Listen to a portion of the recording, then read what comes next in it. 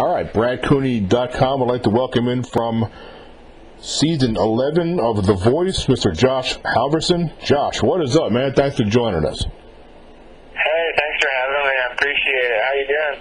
Doing good, man. Your life certainly has changed a little bit over the past month and a half or so, huh? Yeah, to say the least, it's been a roller coaster ride.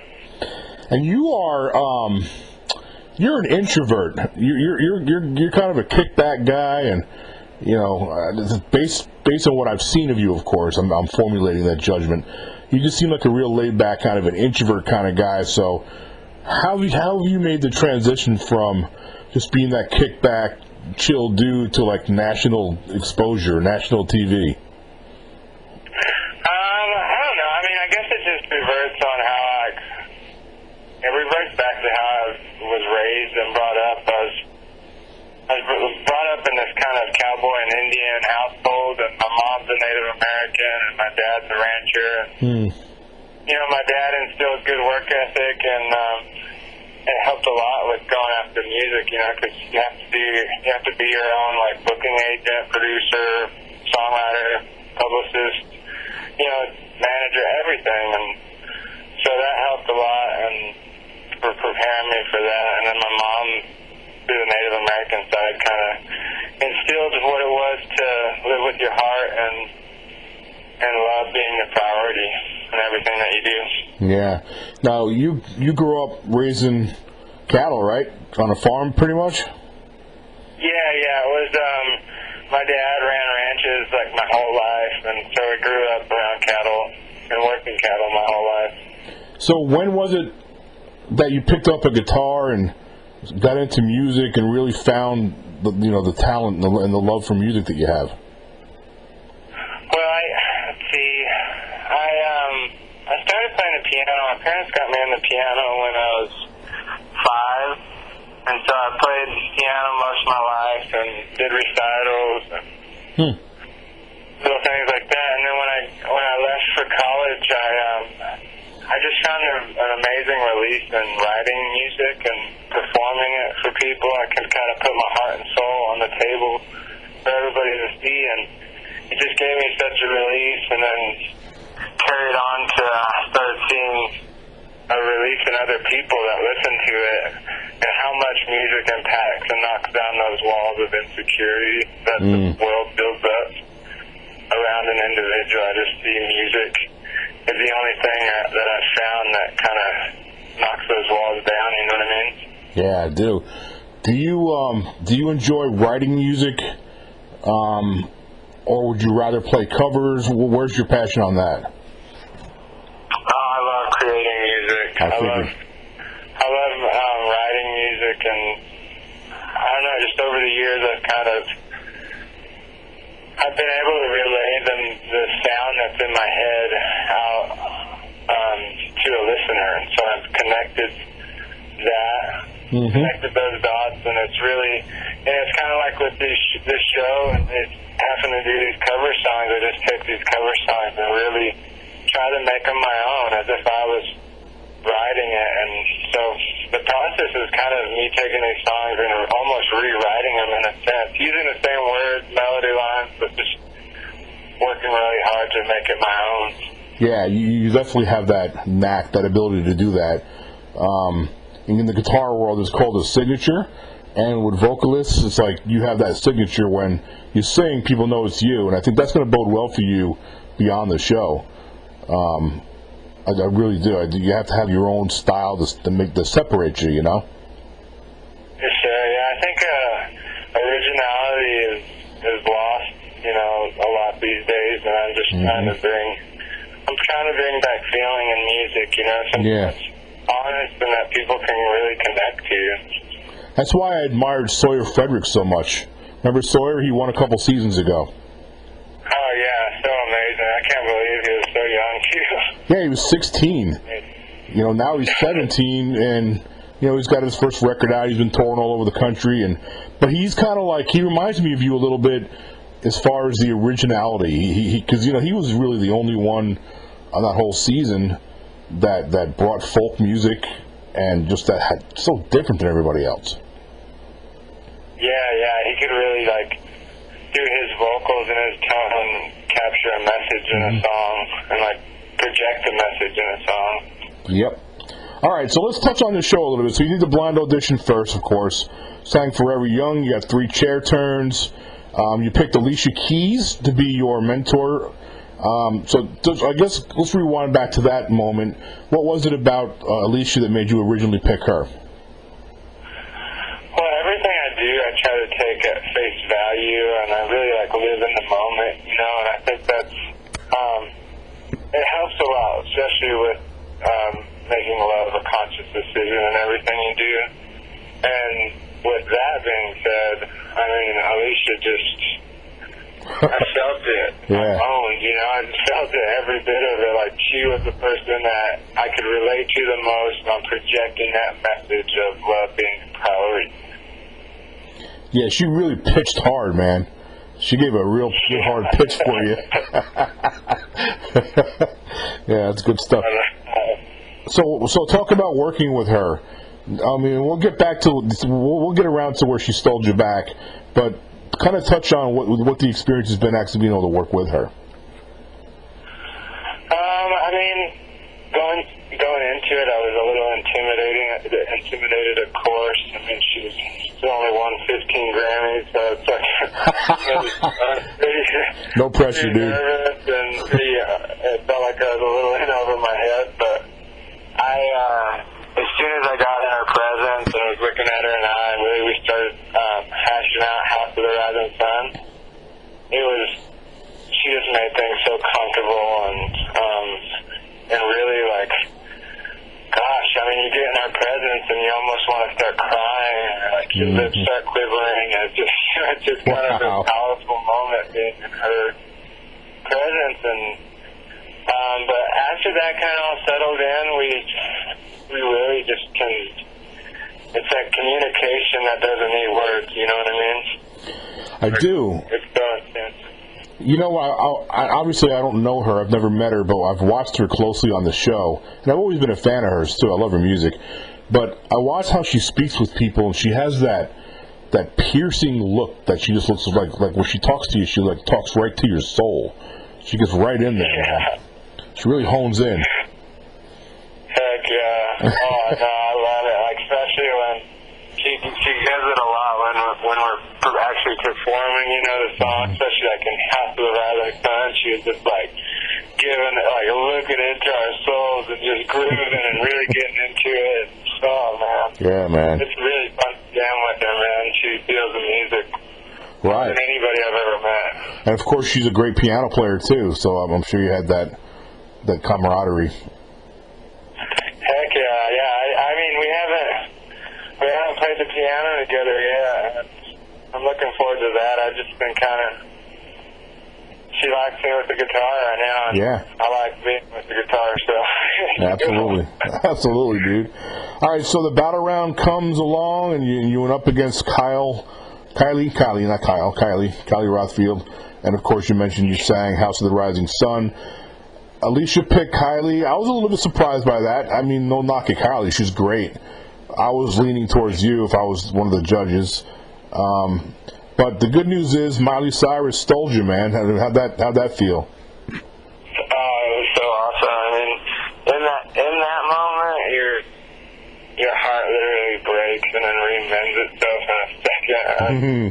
I've never been on a ride that intense before. And then I mean, Miley was like, she was a close second in the blinds, to be honest. I really like, you know, media says one thing, but when you're face to face with her, it's talk about like seeing somebody's heart in their words. Miley, every time she talks, I see her heart, and for somebody to be that real and make you feel that comfortable, especially with all the crap she's been through and the camera being on her, focused on her whole life, you know? It's really like inspiring to see, and she's you know, I was so excited to work with her. As soon as she pushed her button, it just like a massive weight was lifted, and then through the whole process. On the whole, like any season has been that involved with her group. So I mean, she literally emailed every day, and we talked every day. She was part of all the rehearsals, and she's busy too, but she literally eats, breathes, and sleeps the voice when she's a part of it. Mm-hmm. Recently I spoke to Lauren Diaz, who's also on The Voice, and she really spoke highly of Miley. And I've read all the criticism of her in the magazines and the online websites, the TMZs, and I'm really glad she did this show this year, because people get to see she's not she's not a bad person, man. She's a free will. She has a free spirit about her, and I think some people are offended by maybe some of those choices she's made. But man, when you watch her on the show, you really see a good person, a really good person. Yeah, and I mean, there's one thing about those high definition cameras; they pick up everything, even if you're trying to fake people out. Like it would be written all over the screen. So yep. There's no getting out of that. Yeah, she is a really good person. Yep, she is. All right, so man, so let's move on to the knockout. Whiskey and You. You got Tim McGraw, Faith Hill. They're in the house. So I'm guessing was Tim did he recommend that song for you? No, you picked it. I know Chris Stapleton wrote the song. I'd heard it back when he first released his record, and then Tim cut it. Yep. And then they had I've always loved that song. I always felt like I wrote that song. So the knockout rounds, we picked the song. I picked that song, not even knowing Tim was going to be on the show. Oh, so when you walked out and first met him, that was the first time you already had the song picked, right? Yeah, I already had the song. I thought I was just going out to rehearse with Miley and the band. Yeah. And oh my God. And they love to surprise you. So I walked out and I saw Tim, and I mean I knew instantly. They had their back towards me, but I saw Tim McGraw's hat and I knew it was him. I was like, dang! And her face, pretty hair. Yeah. It was epic, man. So when you walk out and you see it's Tim McGraw, and of course, he did not write the song, but he did his version.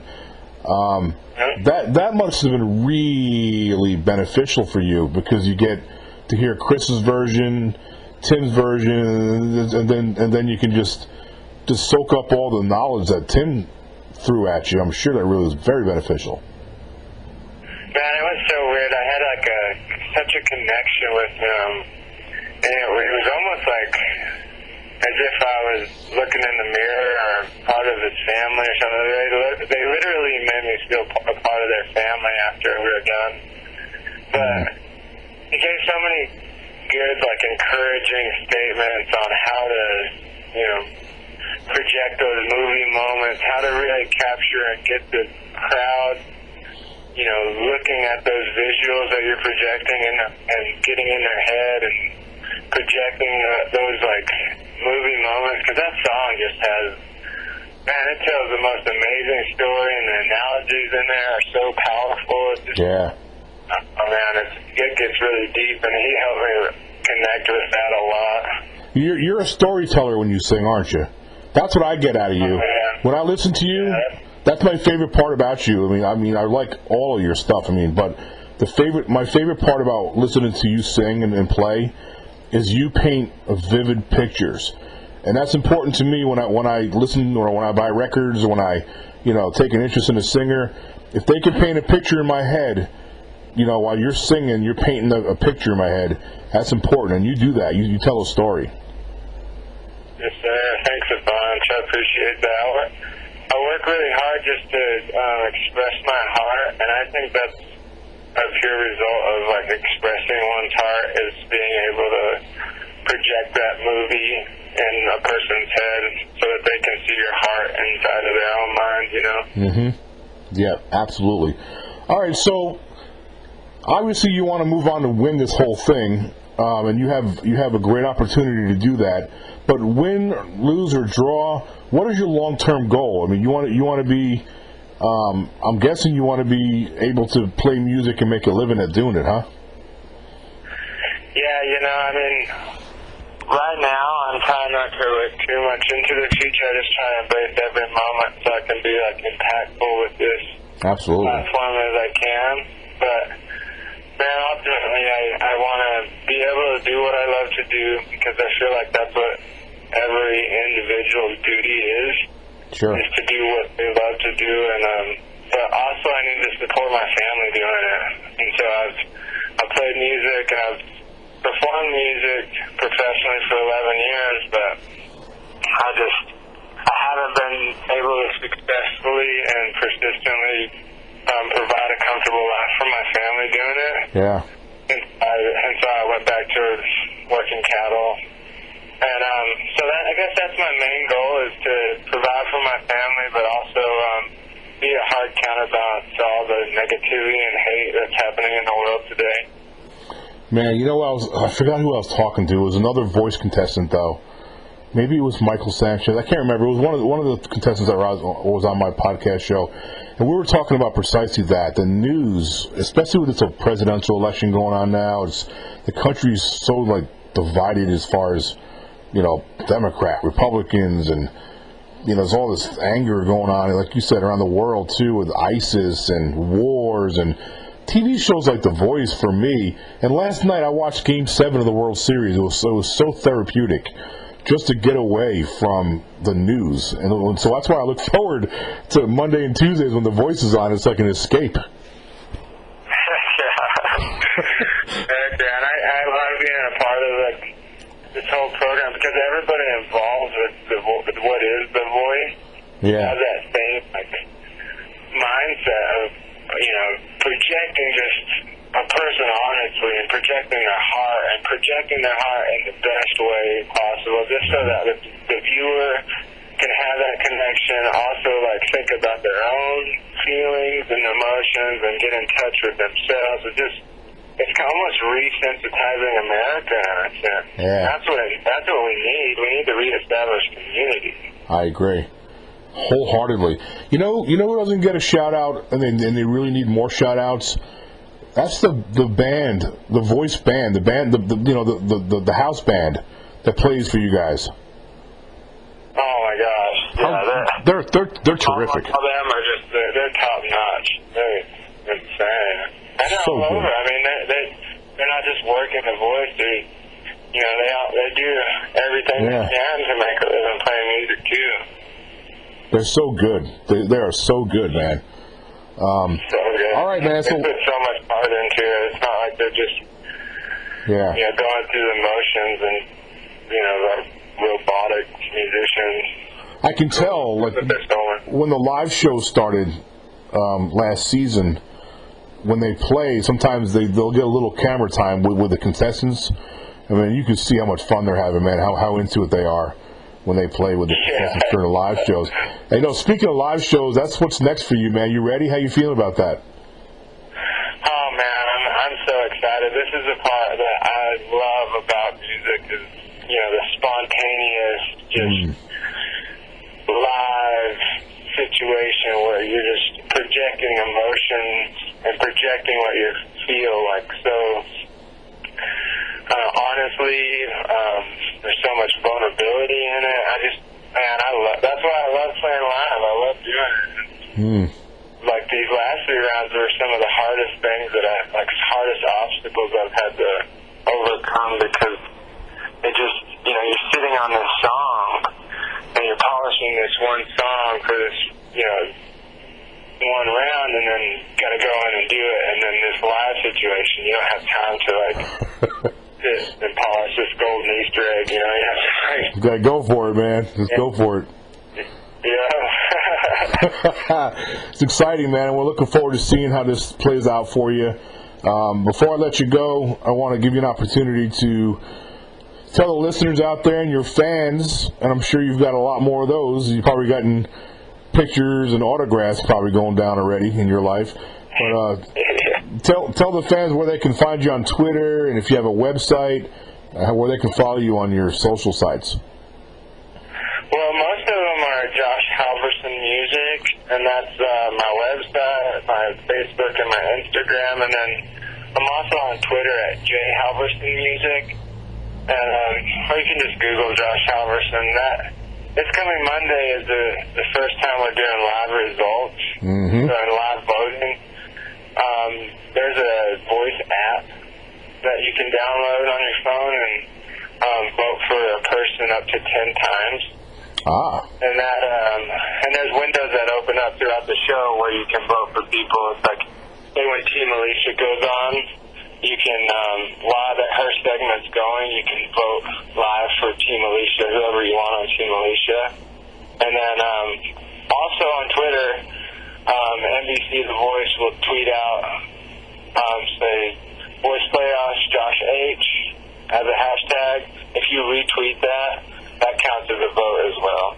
See, that's big information. A lot of people can listen to this podcast, and that's really good information to get out there, and then we'll make sure we put that up. One last thing, I forgot to mention the fact that you came full circle and you're back with Alicia. I'm sure you're pretty excited about that. Oh my gosh, it feels so good. It's like, I don't know, it's like I went on a cool musical workshop vacation with Miley Cyrus, and then now I'm back home. You know? Yeah. That's great, man. A little cross training, and you're back with Alicia. Yeah, I'm doing the best of both worlds. Awesome, Josh. Really appreciate you doing this, man. Good luck in the live shows, man, and we'll get you back on afterwards for a follow up.